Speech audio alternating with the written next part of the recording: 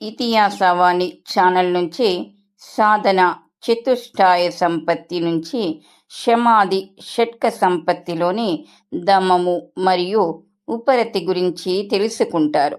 దమము ఇంద్రియ నిగ్రహము. సాధకుడు ఎంత ప్రయత్నించినా మోసపూరితమైన మనసు నక్కజిత్తులు వేస్తూ సాధకుణ్ణి మోసం చేస్తూనే ఉంటుంది.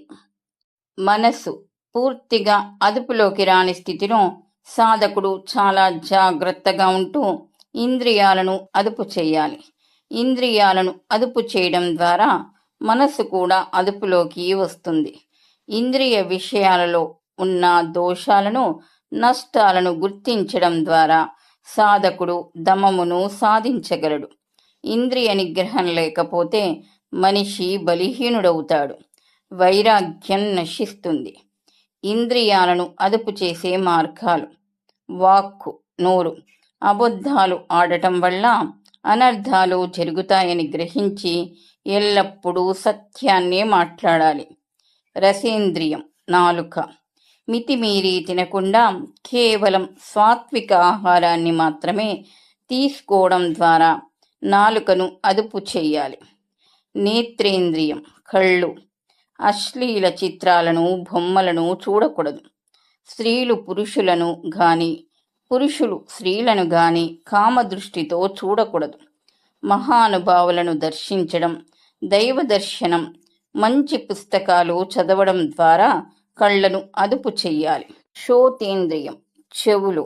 ప్రాపంచిక విషయాలను ఎక్కువగా మాట్లాడకూడదు, వినకూడదు. అసభ్యకరమైన పాటలు వినడం మానేసి మహానుభావుల ప్రవచనాలు, మంచి పుస్తకాల శ్రవణం అలవాటు చేసుకోవాలి. భగవన్నామ సంకీర్తనలో మనసు లగ్నమయ్యేలా చూస్తూ చెవులను అదుపు చెయ్యాలి. ఘ్రాణేంద్రియం, ముక్కు. సుగంధ ద్రవ్యాలు, అత్తరు వాసనల వంటి విలాసవంతమైన వాటిని వదిలిపెట్టి ముక్కును అదుపు చేయాలి. త్వగీంద్రియం, చర్మం. మెత్తని సున్నితమైన వస్తువులను తాకాలనే కోరికను వదిలేయాలి. మెత్తటి పడకలపై పండుకోవాలనే మోహాన్ని వీడి చాప మీదనో లేదా నేల మీదనో పండుకునే అలవాటు చేసుకోవడం ద్వారా చర్మాన్ని అదుపు చెయ్యాలి. గమనిక: భోగ వస్తువులు ఇంద్రియాలను మోసం చేసి తమ వైపు ఆకర్షిస్తాయి. ఇంద్రియ నిగ్రహం లేకుండా వాటికి బానిసై బతికే మనిషి ఎన్నటికీ శాంతిని పొందలేడు. ప్రాపంచిక భోగాలను నిజానికి విషం లాంటివిగానే భావించాలి. ఈ విషయ భోగాల వల్ల కలిగే నష్టం విషం కంటే చాలా ప్రమాదకరమైనది. విషం శరీరంలోకి ప్రవేశించినాక మాత్రమే మనిషిని చంపుతుంది. కానీ ఇంద్రియ విషయాలు కేవలం కళ్ళతో చూసినంత మాత్రం చేతనే మనసును చంపేస్తాయి. ఉపరతి. సాంఖ్యులు జ్ఞానయోగ మార్గాన్ని అనుసరిస్తారు. యోగులు కర్మయోగ మార్గాన్ని అనుసరిస్తారు. ఉపరతి స్వధర్మానుష్ఠానం. తన ధర్మాన్ని విడవకుండా శాస్త్రాల్లో చెప్పబడిన సత్కర్మలను ఆచరించడమే ఉపరమము. కర్మ చెయ్యకుండా ఏ మనిషి ఒక్క క్షణం కూడా బతకలేడు. మానవుడు చేసే పనులన్నీ అతని అంతర్గత వాసనల ద్వారా ప్రేరేపించబడుతున్నాయి. సాధకుడు మనసును, ఇంద్రియాలను అదుపు చేసి అంతర్ముఖం కావడానికి ప్రయత్నిస్తున్నప్పటికీ అతని అంతఃకరణంలో ఉన్న పాత వాసనలు అతనిని మళ్ళీ బాహ్య ప్రపంచం వైపు లాగుతాయి. ఇటువంటి అనివార్య పరిస్థితులలో ఉపరమము ఉంటే అతడు ఎటువంటి ప్రమాదాలకు లోను కాకుండా ప్రశాంతమైన జీవితాన్ని గడపగలడు. ధర్మం అనే పదాన్ని విశాల దృక్పథంతో అర్థం చేసుకోవాలి. దేహధర్మం, మనోధర్మం, కుటుంబ ధర్మం, వృత్తి ధర్మం అన్నీ వేరువేరుగా ఉంటాయి. అంతఃకరణంలోని సూక్ష్మ వాసనలు మనసును బయటకు లాగుతున్నప్పుడు అవగాహనతో శాస్త్రవిహితమైన కర్మలను ఆచరించాలి. ఇటువంటి ధర్మాచరణలో త్యాగగుణం నిండి ఉంటుంది. కర్మయోగం భగవద్గీత సారాంశం. కేవలం స్వార్థంతో చేసేది కర్మ అవుతుంది. అదే ధర్మంతో ప్రేరేపితమైన కర్మ కర్మయోగంగా మారుతుంది. కృష్ణుడు గీతలో ఇలా చెప్పాడు, అర్జున, ఈ లోకంలో జీవకోట్ల తరణం కోసం సృష్టి మొదట్లోనే నా చేత సాంఖ్యులకు జ్ఞానయోగం, యోగులకు కర్మయోగం చెప్పబడ్డాయి.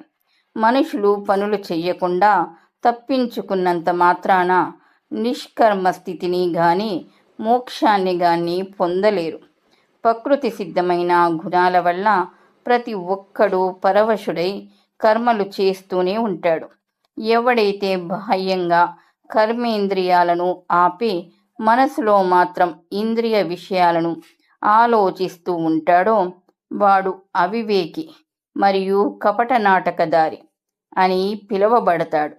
కానీ ఎవడైతే జ్ఞానేంద్రియాలను మనసుతో అదుపు చేసి ఎలాంటి ఫలాపేక్ష లేకుండా కర్మేంద్రియాల ద్వారా కర్మయోగాన్ని ఆచరిస్తాడో వాడే శ్రేష్ఠుడు. కాబట్టి నువ్వు నీకు నిర్దేశించిన విధిని నెరవేర్చు. పని చెయ్యకుండా ఉండటం కంటే పని చెయ్యడం ఎంతో మేలు. కర్మ చెయ్యని వానికి శరీరయాత్ర కూడా సాధ్యం కాదు. యజ్ఞ భావన ఫలాపేక్షారహిత కర్మ. యజ్ఞం కొరకు చేసే పనులు తప్ప మిగిలిన లోక సంబంధమైన పనులన్నీ బంధనాలకు కారణమవుతాయి. కాబట్టి ఫలాపేక్షను వదిలి యజ్ఞ భావనతో పనులు చెయ్యి. యజ్ఞం చేసిన తర్వాత మిగిలిన అమృతాన్ని భుజించే సత్పురుషులు సర్వ పాపాల నుండి ఉపద్రవాల నుండి విముక్తులవుతారు మరియు నిత్యమైన బ్రహ్మమును పొందుతారు. అలా కాకుండా కేవలం స్వార్థంతో తన దేహ పోషణ కోసమే వండుకొని తినేవాడు పాపాన్ని తింటున్నట్లే లెక్క. జనకుడు మొదలైన మహర్షులు, రాజులు ఈ కర్మయోగాన్ని ఆచరించే మోక్షాన్ని పొందారు. లోక కళ్యాణం కోసమైనా నువ్వు కర్మలు చెయ్యాలి. అర్జున, ముల్లోకాల్లో నేను చెయ్యవలసిన పని ఏదీ లేదు, నేను పొందవలసినది కూడా ఏదీ లేదు. అయినప్పటికీ నేను నిరంతరము కర్మలు చేస్తూనే ఉన్నాను. నేను గాని అప్రమత్తంగా ఉండి కర్మలు చెయ్యకపోతే జనులందరూ నా మార్గాన్నే అనుసరించి చెడిపోతారు. లోకాలన్నీ నశిస్తాయి. నేను వర్ణ సంకరానికి, జనుల వినాశనానికి కారణమవుతాను. చక్కగా ఆచరించిన పరధర్మం కంటే గుణహీనంగా తోచిన తన స్వధర్మమే మేలైనది. సధర్మాన్ని ఆచరిస్తూ మరణించిన శ్రేయస్కరమే కానీ పరధర్మం భయంకరమైనది. కర్మఫలాన్ని ఆశించకుండా ఎల్లప్పుడూ సంతృప్తితో ఎవరిపైన ఆధారపడకుండా ఉండేవాడు కర్మలు చేస్తున్నా ఏమీ చెయ్యని వానితో సమానమే. ఆశలు లేనివాడు, దేహ మనోబుద్ధులను జయించినవాడు కేవలం దేహ పోషణ కొరకు కర్మలు చేసినా పాపాన్ని పొందడు.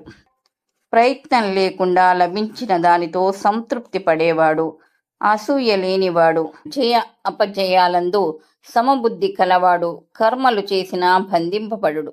ఆసక్తి లేని ముక్తుడు, జ్ఞానమందు మనసు నిలిపినవాడు, యజ్ఞార్థం కర్మలు చెయ్యువాని కర్మలు సంపూర్ణంగా లయమైపోతాయి. జ్ఞానయోగులు ఏ పరమపదాన్ని పొందుతారో కర్మయోగులు కూడా అదే స్థానాన్ని పొందుతారు. జ్ఞానాన్ని, కర్మను ఒకటిగానే చూసేవాడే నిజమైన జ్ఞాని. యోగులు ఆత్మశుద్ధి కోసం ఫలాసక్తిని వీడనాడి భగవతర్పితంగా దేహేంద్రియ మనోబుద్ధుల ద్వారా కర్మలు చేస్తారు. దేనిని సన్యాసం అంటారో దానిని యోగం అంటారు. సంకల్పాన్ని త్యాగం చెయ్యనివాడు ఎన్నటికీ యోగి కాలేడు. కర్మల వర్గీకరణ.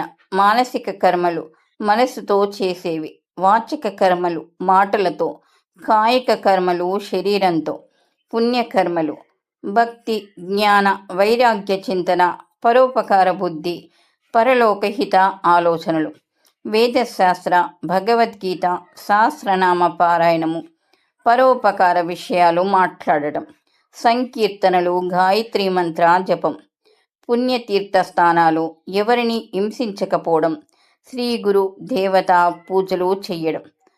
పాపకర్మలు, భోగ విషయాలు, ఇతరులకు కీడు తలపెట్టడం, వేదశాస్త్ర విరుద్ధమైన ఆలోచనలు, ఇతరులను బాధించడం, పరదూషణ, అబద్ధాలు మాట్లాడడం, ఇతరులను పీడించడం, పరస్త్రీ వ్యామోహం, పరద్రవ్యాపహరణం. మిశ్రమ కర్మలు, ధ్యానం చేసే సమయంలో ఇతర లౌకిక విషయాలను ఆలోచించడం, వేదాధ్యయనము, జపము లేదా పూజ చేసే సమయంలో లౌకిక సంభాషణలు చెయ్యడం, ఇతరుల సొమ్ముతో పుణ్యకార్యాలు చెయ్యడం. ఈ కథనం మీకు నచ్చితే లైక్ చేయండి. మరిన్ని మంచి కథనాల కొరకు మా ఛానల్ని సబ్స్క్రైబ్ చేసుకోండి. ఈ కథనాలపై మీ అభిప్రాయాన్ని తెలియచేయండి. ధన్యవాదములు.